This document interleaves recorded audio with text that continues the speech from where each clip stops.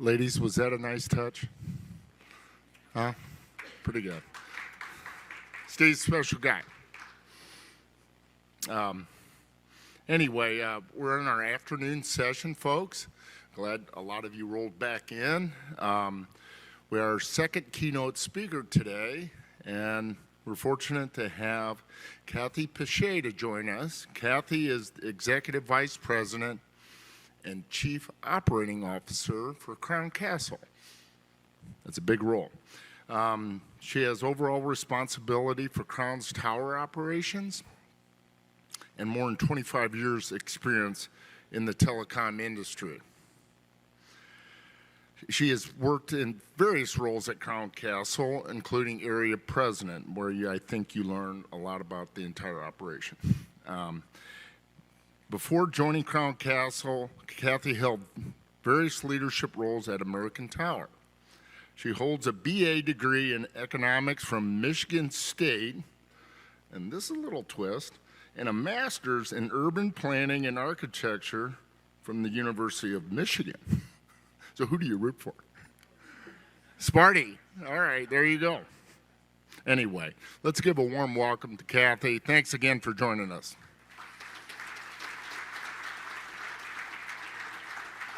Technology has changed the way we live. Emerging technologies are erasing the boundaries that separate people, places, and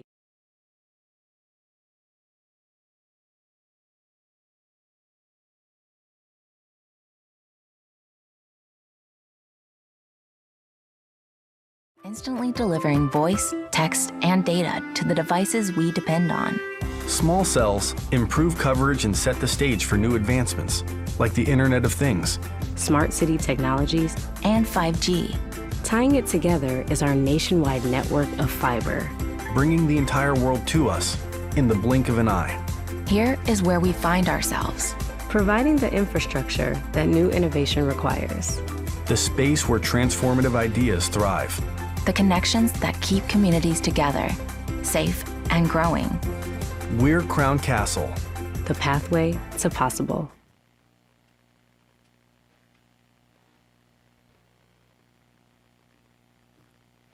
Okay, hello and good afternoon. I do not have any scholarships, Roth IRAs, and I don't root for SEC or ACC, so I don't know how welcome I'm going to be.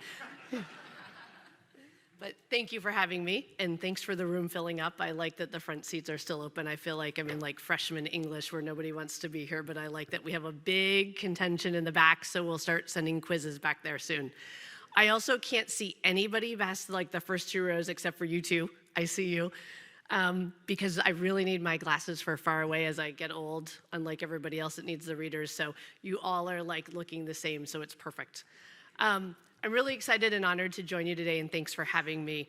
I will tell you what's really exciting is I started my career here in Nashville, and as I was flying in today, I got my first big girl job here, as I call it, sadly, 25 years ago. I did start working when I was 9, so don't worry. It was just some, it's all good. I was flying in, and I was thinking about just interesting how time goes by and what I learned from that first job. I worked, first of all, I came to Nashville which is such an amazing city, as I'm sure you all can say, and I'm sure you had fun last night as well, enjoying the city.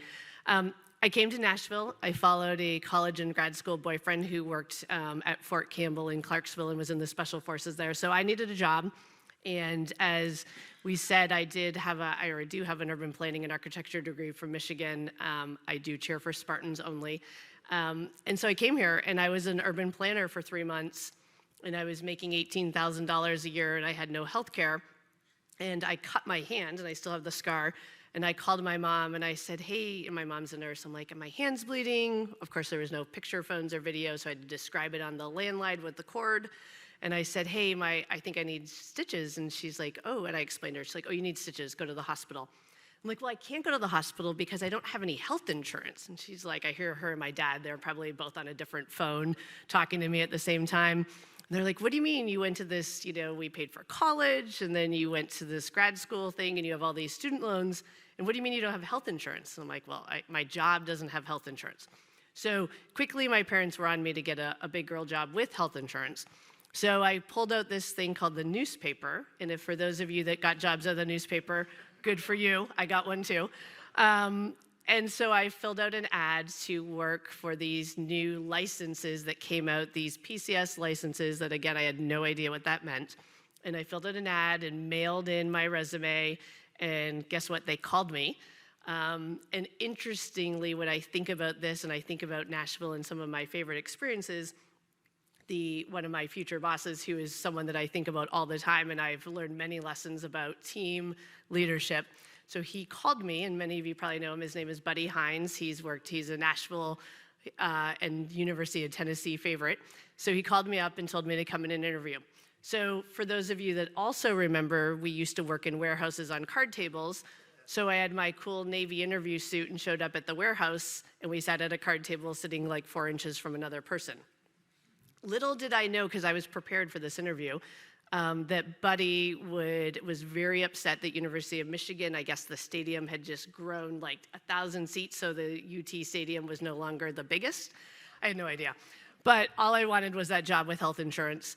And so Buddy told me that if I sang the Michigan Fight song, again, remember there's a card table and some guy sitting next to me, if I sang the Michigan Fight song, that I'd get the job. No interview questions, really. I really didn't have any experience, except I was a good student and I wanted a job. And I sang that fight song so I could get that health insurance, and I started working for building out the Sprint network here. I did go to many zoning boards for Williams and Wilson County. I did get turned down again in my blue suit a lot because I was that girl from the north. But I had the best experience with a fantastic team building out the network here. And I will tell you, I learned some great lessons about how we think about great team development, working and recruiting and attracting great talent, and how we think about doing things, working hard, playing hard, but really learning a lot. Something else I will tell you that's a funny Buddy story that just came up a couple days ago is, so after I get this job, we're 2 weeks in and we all know nothing. Well, I'll take that back. I knew nothing, and a couple of my coworkers, we admitted we knew nothing. I think everybody else knew a lot. We're sitting there and Buddy says, hey, ask me any questions you guys want to. We're like, oh, that's great, sounds good. Till week 2, when we're in a meeting, which now I understand was much more complicated than I thought, with Nokia, working through some microwave spectrum clearing. And I'm like, oh, I have a microwave at home. I didn't know that we're causing interference. And I'm like, oh, and then we're going through, and it's kind of contentious and feisty, and I raise my hand. I mean, like, I'm cringing telling you this story right now. I raise my hand, and I'm like, we have a microwave at home at my parents' house, and it doesn't cause interference. Buddy, literally, I'm like, it's like dead silent in the room. I'm like, da-da-da, taking notes. I'm thinking this is great. It's my week 2 on my big girl job. And we go back to our cubes, and Buddy says, hey, and he points at me. I'm pretty sure he didn't know my name still. He's like, in my office. And he's like, no more questions ever again. And the next day in our little area, there was a Q&A box with a sign that said, ask questions here. A couple of weeks ago, I was in our Philadelphia office, and someone was talking about the Q&A box that they wanted in the lunchroom, and I literally just started busting out laughing. I'm like, oh, we can have a Q&A box, don't you worry. So I want to talk a little bit about Crown Castle. Oh, sorry, hold on. Maybe I have to point this way. There we go. Okay, so I want to talk a little bit about Crown Castle. We're one of the sponsors, so I have to do this commercial here. But when I think about what I think is important for all of you to know, Crown Castle is the largest shared communications infrastructure provider. We have a comprehensive portfolio of 40,000 towers. We have 115,000 small cells on air or contracted, and we have 80,000 miles of route fiber. What's also interesting for many of you, especially working in the South, 5 years ago, we probably look and feel a little different.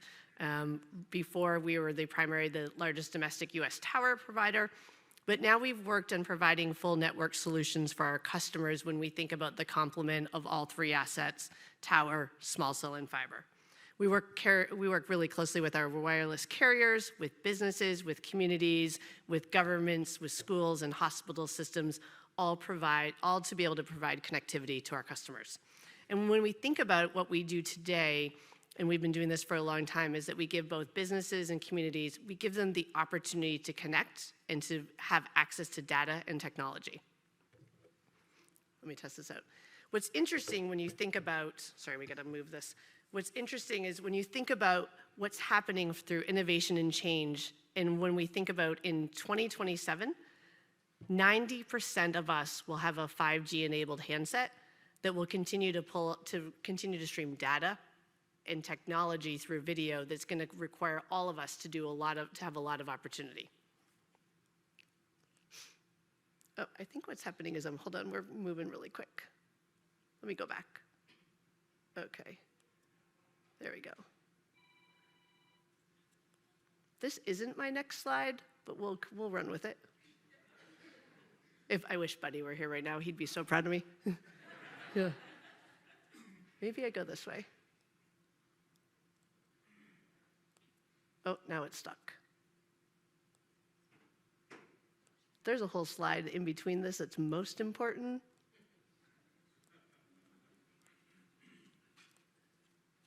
Okay, we'll keep going. Let's see. If not, I'll just talk to it. Do you guys know back there what we can do? It's got like 4 cool graphs. And if not, we can just talk to it, don't worry.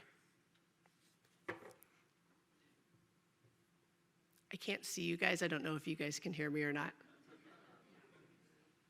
No, you can't? Okay, no worries. We'll just leave it on. It's totally good. So what I want to talk about today, when we came here, a couple things that Steve asked us to make sure we're talking about is, what are our customers doing and thinking about? What is Crown thinking about over the next few years? What are some of the challenges, and what are some of the new things that we're working on? So I want to talk primarily about, and if we were in a classroom at college, these are probably the slides that should be up here with the cool notes up here.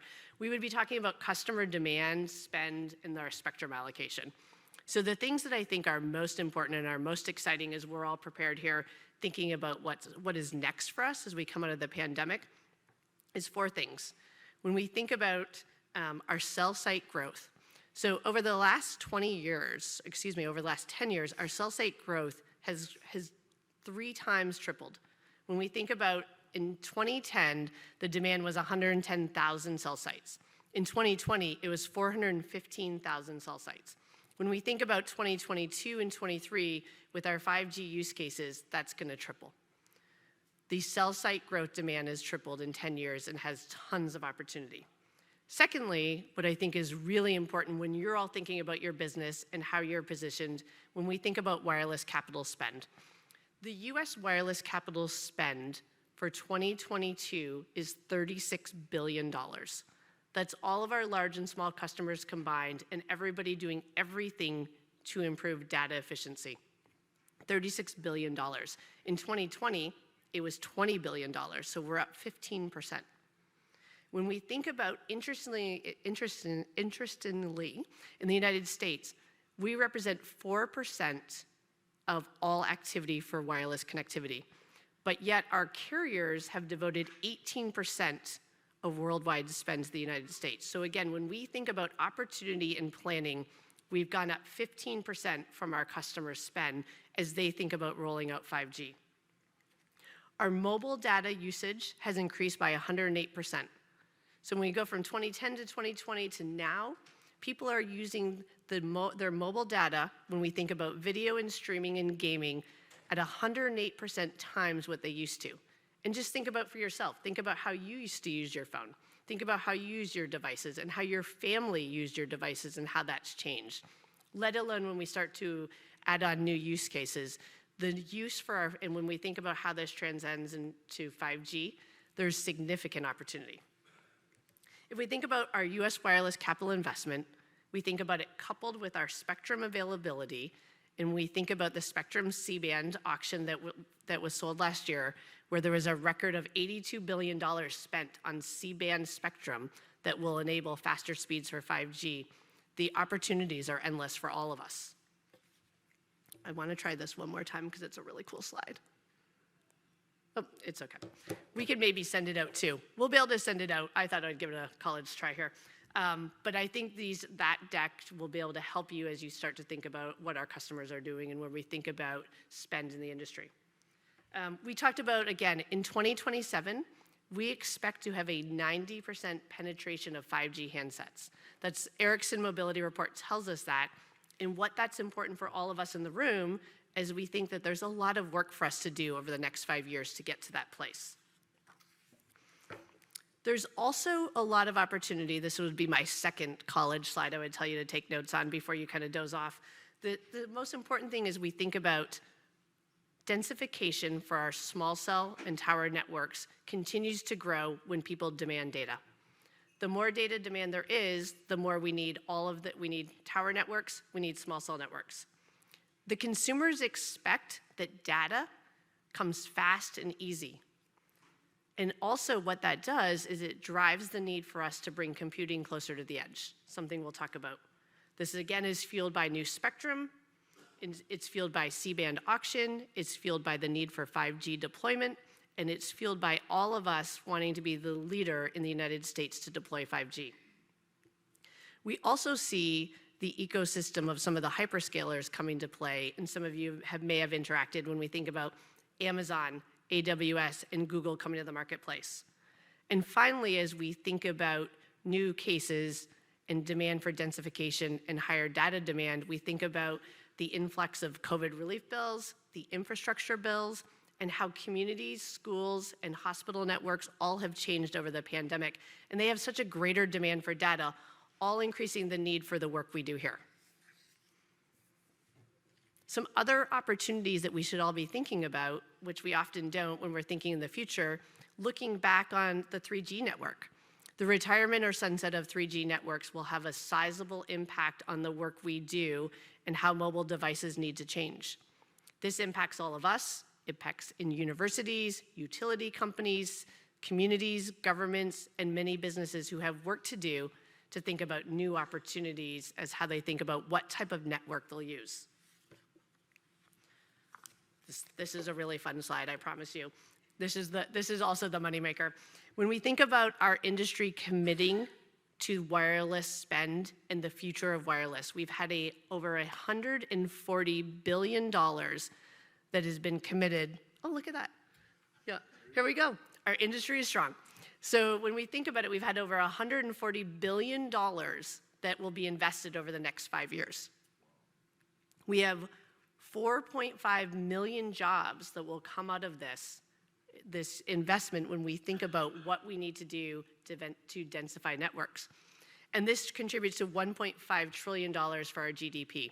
So let's just take this in again. Over the next 5 years, we have $140 billion invested in the United States to develop wireless networks and make sure that we're at 90% capacity for 5G by 2027. 4.5 million jobs and $1.5 trillion when we think about GDP. This applies to all of you, our customers who care and deliver for our end consumer, for thinking about how we're gonna do, what we're gonna do, and what we're able to do with our wireless systems as we think about 5 and 10 years out. Okay, I'm gonna try this now. Let's see what we get. I'm not ready to talk about this one. I wanna go back to this one slide if we can. Oh, it's not, okay. All right, so when we think about, one of the questions that we're asked is, so obviously we're all preparing for 5G. We're all thinking about working through all of the work that came through the pandemic. We're thinking about how we help support carrier customers when we think about spectrum allocation and new C-band spectrum. And we're also thinking about different ways that we can continue to scale and deploy. Aside from that, I think there's some really interesting use cases that we're all thinking about when we think about what's next. A couple that we're all seeing are edge compute, how we use drones, and then how we think about sustainability. All equally important as we think about continuing in our ecosystem of growing in our space. So for Crown, I think we have this is gonna work, let's see. Nope. Okay, that's all right. So when we think about 3 opportunities that we're thinking about edge compute. And as a tower company, we've always been working in the edge. Oh, look, here we go. It's like it's magic all of a sudden. Just move my hand. This thing doesn't work, it's a hand mover. Yeah, it's like a wave. So for Crown, we've always been working on the edge as a tower company. But more recently, as we've grown from the first G to 5G, we become the neutral host provider. We have the ground space, and we also provide the neutral host capability for our customers, coupled with the fact that we can provide an end-to-end solution for our customers to deploy in the edge who may not be used to typical deployment like we all are today. We can provide full-scale end-to-end project management, construction, A&E work that helps them. But most importantly, when we think for all of you and how you play in the edge space, what's really important is to think about is that the compute needs to be closer to the edge. We need to bring our devices closer to the actual platform and user, and this will continue to play out as we think about more demand for data. I'm gonna wave my hand, let's see if it works. Oh, look at that. All right, the second thing that's interesting that we've been working on, and all of you are probably interested in, is drones. And not drones just as so much as drones in the way of data collection, cleanliness, and governance. Drones has a really big future in our industry as we think about how they play a role in business. They're making a huge impact in industry as we think about going from critical safety, supply chain, medical delivery, agriculture, and there's a full commercialization of the use case that we're all working on. We've participated at Crown in 3 different aspects that are interesting. One, again, probably like many of you, on our data health and integrity, thinking about digital twins and how we can deliver just-in-time solutions for our customer. 2 interesting projects, though, that we participated on during the summer was an agriculture project in Austin through some of the innovation we're doing, where we're able to work with some of the university folks to help farmers access data so they can understand what's going on with their crops. And for any of you who are familiar with farming and the science that goes back into farming, having the ability to have just-in-time and accurate data really pulls down on their resources and allows them to focus on their quality that they deliver to their end customer.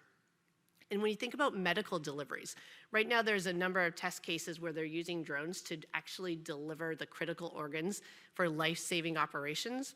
We participated this summer with one of our fiber customers through the State University of New York, where we were doing test cases where we were delivering COVID kits and tests all across the state to the various hospitals using drones. So again, another opportunity where we're thinking about how else we're able to deploy and think about what's going on in our space.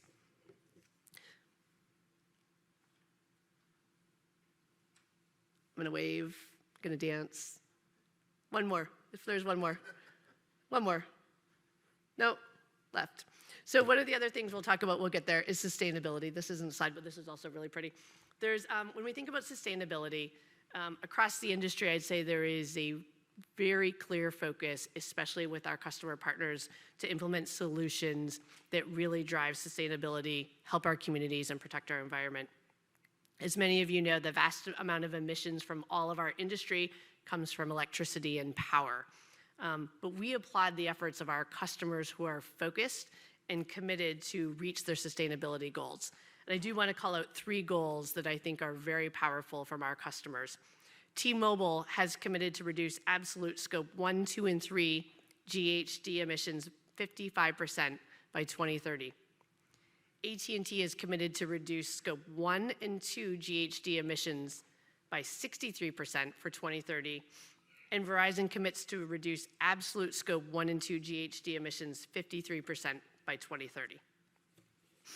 Crown Castle's goal is to be carbon neutral in scope 1 and 2 by 2025. We recently rolled out our ESG plan probably 6 months ago, but the premise is embedded in our DNA. For over 25 years, we've met the increased need for data and connectivity through a shared communication infrastructure model. We build once and we use our infrastructure often. And in fact, the shared infrastructure business model has allowed us to be has allowed us to have a carbon intensity more than 100 times lower than the S&P 500 and nearly 9 times lower than the median.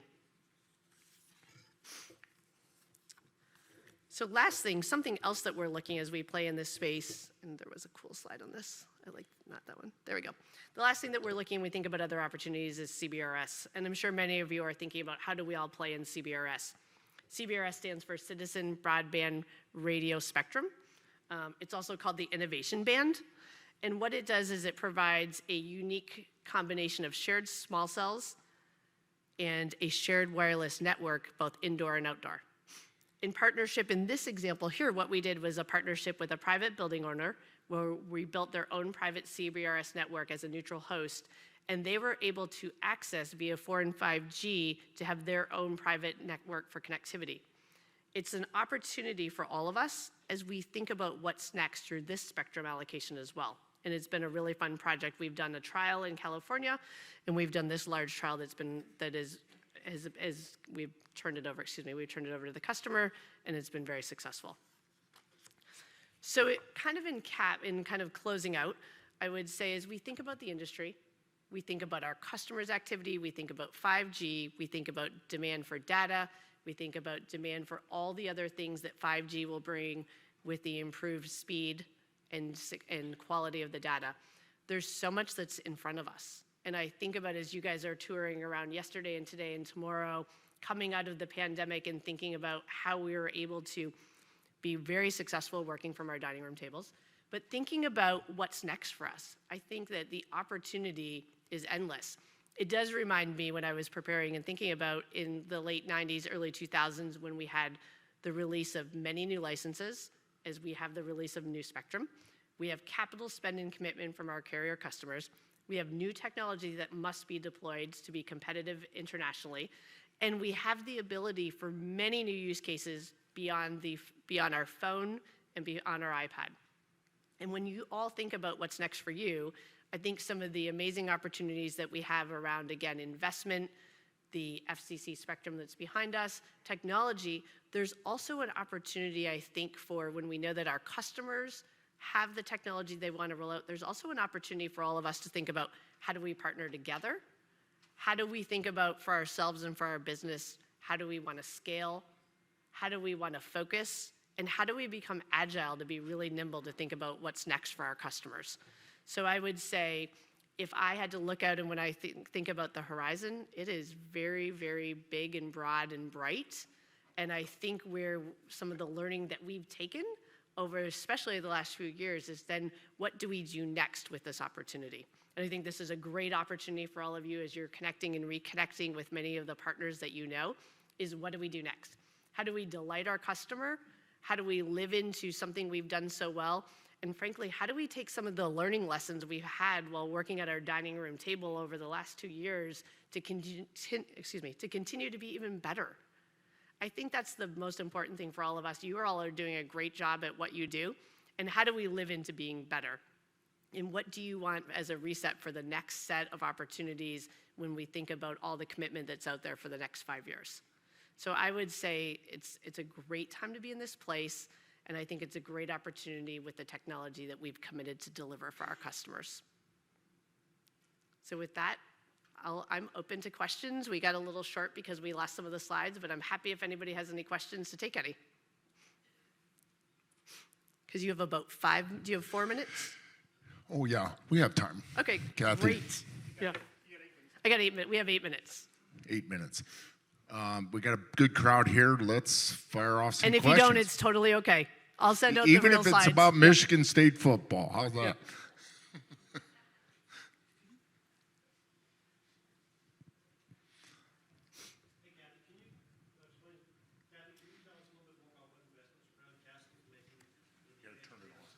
Yeah, absolutely. So when we think about the edge, so in edge data centers, we're thinking and looking right now. We have a number of small edge properties when we think about that are currently on our sites. And we're thinking about and reviewing, as you saw, American did a large investment, and we're thinking about that space. And more importantly, we're just thinking about how we continually utilize our ground and our tower for all types of applications and use cases.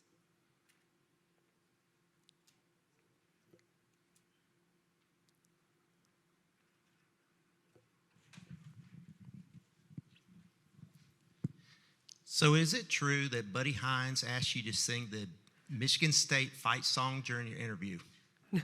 No, the Michigan fight song. Very nice question. Yeah. No, good question. You nailed Thank it. you. You do not get a 529. Yeah. His kids are grown. Yeah. where do you see small cell deployment count going? You have 150,000 up there now. Where is that in 3 years? Yeah, so just to confirm, so we have 115,000 contracted. So that's between a combination of what we have and what is deployed and what is contracted. I see just back to, and I wish my cool small cell side was up, but so you could see the interplay.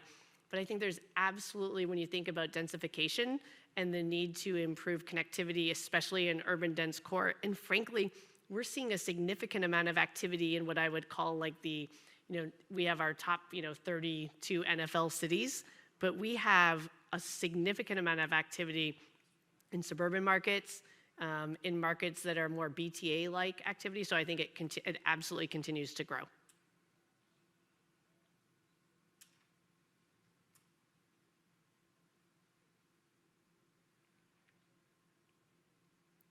If I could only see you all, I'd start calling on names, but you're all like, after you go 5 rows back, you're blending. Anyone else out there? We're good. Thank you for your time. If we want, maybe, Steve, too, we could get the deck so we could send it out, because there's some great information I think that'll be interesting for you as you all think about how you're framing some of your business models as well. So we'd love to share. Good. Thank you for your time. Very much appreciate it.